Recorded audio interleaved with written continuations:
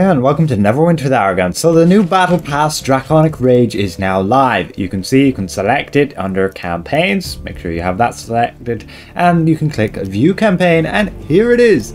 We've already seen previews of it, so it's nothing too special. Now it's going to work like every other Battle Pass. You go and you get your progression, and each time you get to these progression points, 1000, 2000, 3000, 4000, you can then claim your rewards. Now if you do go and unlock the premium tasks, you can see you will cost you 2500 Zen, but then you'll be able to pick up these neat rewards. The difference between premium and free is literally just account-wide companions and mounts and artifacts. You can see this legendary mount choice pack contains those legendary mounts, but you don't see the account next to their name, and you look at this legendary mount pack and it's exactly the same mounts, but you can see account next to them, which means they'll be account wide and you'll be able to claim those mounts on all of your characters. So essentially you'll be able to equip that mount on every single character. The free track will only allow you to put it on one character. Not bad if you're just a person who likes to run one character and that's about it. As free to play, it's generally how you'd want to go, the most cheapest route.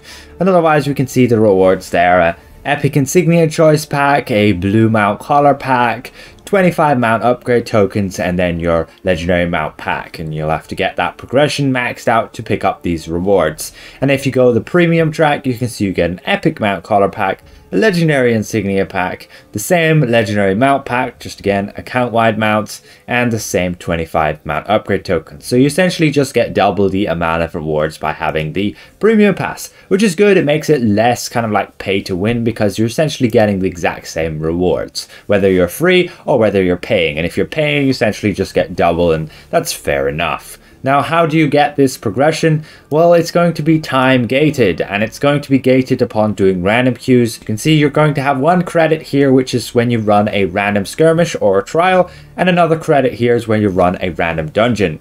Now, this is very nice because as a new player, you don't have to be doing your advanced dungeon. You don't have to be doing your trial queue. You can simply queue up to the skirmish queue. That goes and directly gives you the credit, as you can see here, for the skirmish, and then you can simply go queue up to your dungeon queue, and that gives you the credit for your random dungeon.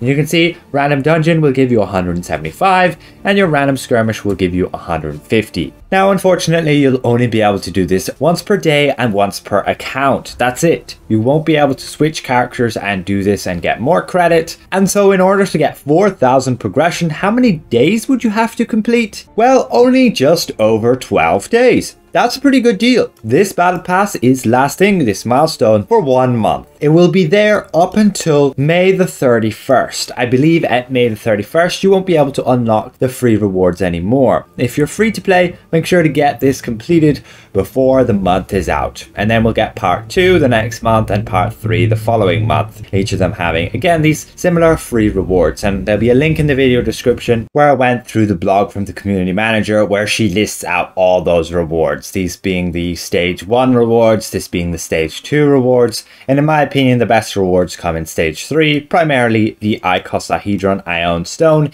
in the legendary companion choice pack. So with that, is it going to be worth it to buy the premium pass? In my opinion, not unless you're completely new to the game, have some Zen to spend, and that's it. If you were interested in supporting the game by investing some money to get some Zen, this could be definitely a good way to get your money back rather than, let's say, spending it in the Zen market. You could of course buy a few things in the Zen market and sell them, just have a look on the auction house, those different prices, and you could then get some astral diamonds, and potentially you could get actually better value at that point because the Zen exchange is so slow. Just keep in mind that if you do buy the premium pass, you will not just unlock the rewards for this part, you will also unlock the premium rewards for part 2 and part 3. And thus you can see that in the events tab right here that you would obtain these rewards. For example, this legendary companion choice pack is not within part 1, it's actually within part 3, as you may have just seen.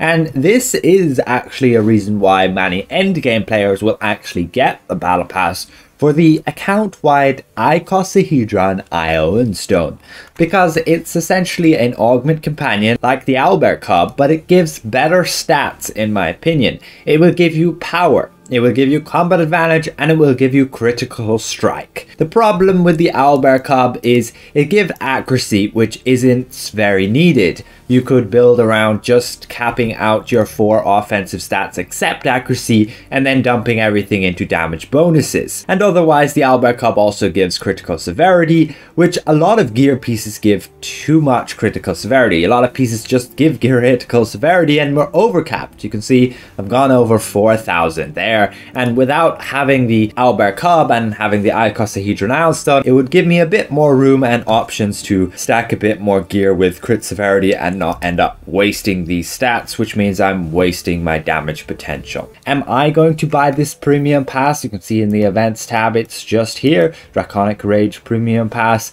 Am I going to buy it? Not now. I'm going to wait till my Zen gets exchanged and then I'll be able to buy it. And there's no rush because only in the month of August can we gain access to this legendary companion choice pack.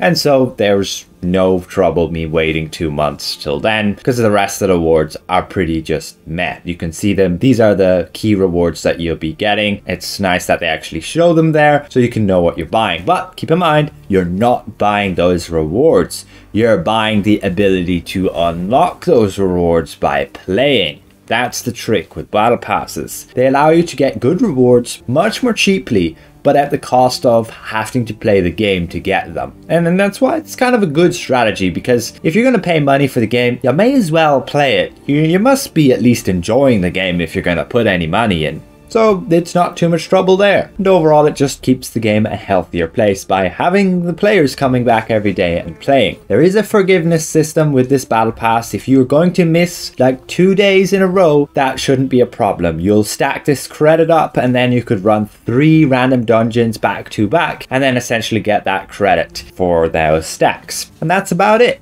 Again, just over 12 days of grinding to be able to complete this fully. And that's it. You only have to log in less than half of the month. You only have to do about just over 12 of your random skirmish and dungeon queues. You don't even have to bother with the advanced dungeon queue or the trial queue, but if you're going to be doing it for rough astral diamonds, at least you'll get credit through that and you won't have to bother do the skirmish or mini dungeon queue if you have that ability to do the more challenging ones. Again, hopefully I presented this well and explained it well enough how you can gain the progression and the rewards. In my opinion, again, it's all really lackluster. The only real thing I'm looking forward to is the icosahedron ion stone, getting my hands on that, making it account wide for all my characters, upgrading it, messing around with builds, seeing how best you can optimize your stats. Perhaps I might make a build ditching accuracy, gaining damage bonuses instead of accuracy and capping out power, combat advantage, crit and crit severity. And with the new icosahedron ion stone, that can be a lot better because the owlbear cub is giving that accuracy. So with that said, I'd like to give a special thank you to all of my channel members for helping me keep my channel going. And if I presented this well, consider leaving the video a like.